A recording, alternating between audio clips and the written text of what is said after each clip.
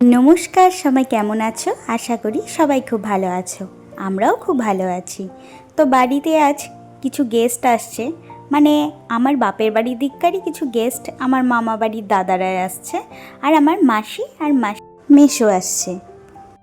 দাদারা এসছে জলপাইগুড়ির থেকে, কিন্তু মাসি আর মেসো ওনারা ব্যারাকপুরেরই বাসিন্দা, তো সেখান থেকেই আসছে, মানে বাড়ির থেকে আসছে। তাই ভাবলাম বেশি হিজিবিজি রান্না না করে এক পদেই সেরে দেব। তাই বানিয়ে নিচ্ছি চিকেন বিরিয়ানি।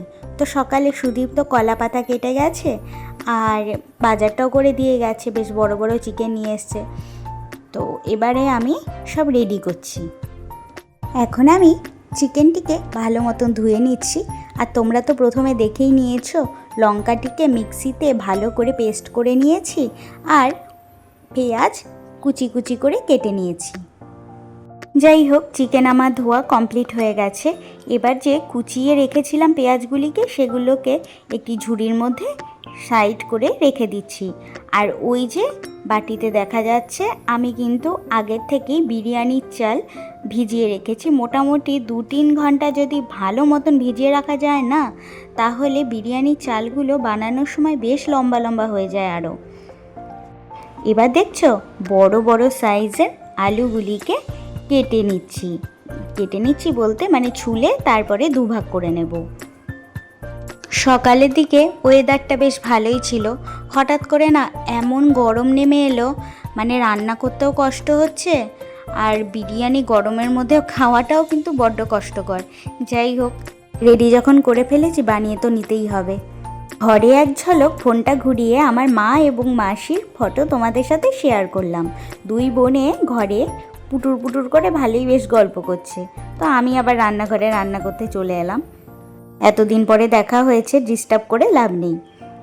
একটি বেশ বড় ছড়ানো মুখের হাঁড়ি নিয়ে নিয়েছি, এটি অ্যালুমিনিয়ামের হাঁড়ি। এবার এতে দিয়ে দিচ্ছি বেশ কিছুটা পরিমাণে সাদা তেল। সাদা তেল যখন গরম হয়ে যাবে, দিয়ে দেব কুচিয়ে রাখা পেঁয়াজগুলিকে। পেঁয়াজ যাতে তাড়াতাড়ি নরম হয়ে যায়, তার জন্য দিয়ে দিচ্ছি পরিমাণ মতন নুন।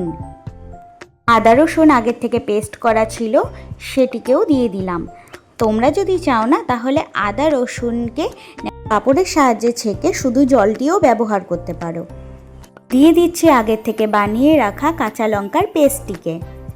এবারে ভালোভাবে মিলিয়ে কিছুক্ষণ ভাজা ভাজা হতে দেব। বেশি ভাজবো না, মোটামুটি ভাজার পরেই দিয়ে দেব কাশ্মীরি লঙ্কার গুঁড়ো সুন্দর রঙের জন্য। মোটামুটি পেঁয়াজের সঙ্গে যখন সমস্ত মশলা ভালোভাবে মিশে যাবে, তখন দিয়ে দেব জল। আমি এখানে নর্মাল জলই ব্যবহার করেছি, তোমরা যদি চাও তাহলে উষ্ণ গরম জলও ব্যবহার করতেই পারো। দিয়ে দেব বিরিয়ানি মশলা এবং মিঠে আতর 2-3 ড্রপসের মতো। পেঁয়াজের যেই মশলাটির মধ্যে জল দিয়ে আমি বানালাম, সেটিকে বলা হয় পেঁয়াজের রস। এবার এই রসের মধ্যেই আমি কেটে রাখা আলুগুলিকে ভালো করে বয়েল করে নেব।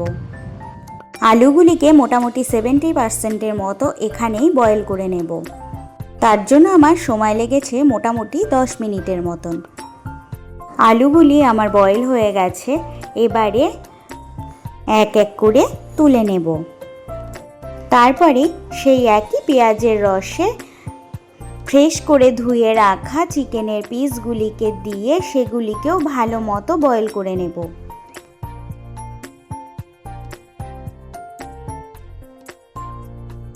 দেখো, আমি নর্মাল ওয়েতে বাড়িতে যেইভাবে বিরিয়ানি বানিয়ে থাকি তোমাদের সঙ্গে সেটাই শেয়ার করছি। মোটামুটি আমি যেই সব উপকরণ দিয়ে বানাচ্ছি তা ঘরে ইজিলি পাওয়া যায়। মানে আমি বলতে চাইছি, আমি কিন্তু আলু বোখারা বা খোয়ার ব্যবহার করিনি, কারণ সত্যি কথা বলতে এই দুটি আমাদের ঘরে সবসময় অ্যাভেলেবেল থাকে না। যাই হোক, চিকেন আমার বয়েল হয়ে গেছে। প্রথমে আমি বলতে ভুলে গেছিলাম, তোমরা চেষ্টা করবে চিকেনটি যেন চর্বিযুক্ত চিকেন হয়, তাহলে পেঁয়াজের রসের গন্ধটা বেশ সুন্দর বের হয়। সেরম যদি না হয়, তোমরা বাইরে থেকে আলাদা করে খাসির মাংস চর্বিও কিনে আনতে পারো। যাই হোক, আলু এবং চিকেন আমার বয়েলড হয়ে গেছে। এবার চালের জন্য মানে ভাত যে বানাবো তার জন্য হাঁড়িতে জল দিয়ে ফুটিয়ে নিয়েছি। তাতে দিয়ে দেব এলাচ, দারচিনি, লবঙ্গ সুন্দর গন্ধের জন্য, আর দিয়ে দেব কিছুটা পরিমাণ নুন। এবারে ধুয়ে রাখা চালটিকে আমি দিয়ে মোটামুটি 70% মতো বয়েল করে নেব। একটি হাঁড়িতে আমার জায়গা হবে না বলে আমি দুটো হাঁড়িতে পেঁয়াজের রসটিকে সমান ভাগে ভাগ করে নিয়ে দু হাঁড়িতেই বানাবো। বিরিয়ানির জন্য ভাত আমার রেডি হয়ে গেছে, সেটির জল ঝরিয়েও নিয়েছি। এবারে বিরিয়ানি যে স্তরে স্তরে সাজানো হয় সেটিকেই সাজিয়ে দিচ্ছি। আর হয়তো মুখে তোমাদেরকে বলতে হবে না, আমার মনে হয় রান্নাটি এই পর্যন্ত বুঝতে তোমাদের কোনো অসুবিধে হয়নি। যদি কোনো অসুবিধে হয়ে থাকে অবশ্যই আমাকে কমেন্টে কোয়েশ্চেন করতে পারো। প্রথমে দিয়ে দিয়েছি বিরিয়ানির ভাত, তারপরে চিকেন এবং আলুর পিসগুলিকে, তারপরে আবার সেই বিরিয়ানির ভাতটিকে সাজিয়ে ওপরে আবার চিকেন আলু দিয়ে মানে এইভাবে স্তরে স্তরে সাজিয়ে ওপর দিয়ে দিয়েছি কেওড়া জল, গোলাপ জল এবং মিঠে আতর, আর তার সাথে দিয়ে দেব কিছু পরিমাণ মালাইযুক্ত দুধ। আমি গরুর দুধ ব্যবহার করেছি, তোমরা যদি চাও তাহলে মোষের দুধও ব্যবহার করতে পারো। দিয়ে দিচ্ছি ওপর থেকে বিরিয়ানি মশলা। এবারে হাঁড়ির ঢাকনি আটকে দেওয়ার জন্য হাঁড়ির মুখে মেখে রাখা আটাকে ভালোভাবে লাগিয়ে ওপর দিয়ে কিছুটা ঘি ছড়িয়ে দিয়েছি। দেওয়ার পরে ঢাকনি সুন্দর করে ঢাকা চাপা দিয়ে দমে বসিয়ে দেব। হ্যাঁ, তবে হাঁড়ির নিচে আমি কিন্তু একটি লোহার যে চাটু হয় সেটিকে বসিয়ে তারপরে হাঁড়িটি বসিয়েছিলাম, না হলে হাঁড়ির নিচে লেগে যাওয়ার সম্ভাবনা থেকে যায়। আমি তোমাদের দমে দেওয়া টাইমিংটা বলে দিচ্ছি। প্রথম 10 মিনিট হাই ফ্লেমে, তারপর 15 মিনিট লো ফ্লেমে। 15 মিনিট হয়ে গেলে গ্যাসের ওভেন বন্ধ করে ঢাকা চাপা দিয়ে 10 মিনিট রেখে দিতে হবে। তারপর গরম গরম সার্ভ করে নাও। দেখেছো বিরিয়ানিটি কতটা ঝরঝরা হয়েছে না? আমাকে তো খেয়ে আমার দাদা বলল, আউটলেটটা কবে খুলছিস আর কোথায় খুলছিস আমাকে জানিয়ে দিস। যাই হোক, গেস্টদের সবার খাওয়া হয়ে গেছে। আমার মা স্যালাড কাটছিল, তো মাও খেতে বসে গেছে। তো বিরিয়ানি খাবো, শেষে একটু কোক হবে না সেটা তো হয় না। তো এটা আমার গ্লাস ছিল, আমি জাস্ট তোমাদেরকে ছবি তুলে দেখালাম। তারপরে বাবানের সাথে মা কিছুক্ষণ সময় কাটালো, মানে হাঁটি হাঁটি পা করাচ্ছিল, আর কিছু নয়।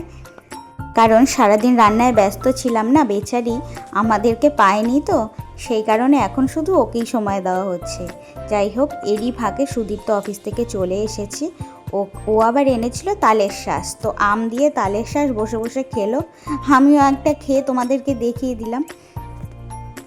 আবার নতুন ভ্লগ নিয়ে তোমাদের সঙ্গে খুব তাড়াতাড়ি দেখা হচ্ছে। ততক্ষণে সবাই ভালো থেকো, সুস্থ থেকো, আনন্দে থেকো আর প্রাণ ভরে খেতে থেকো।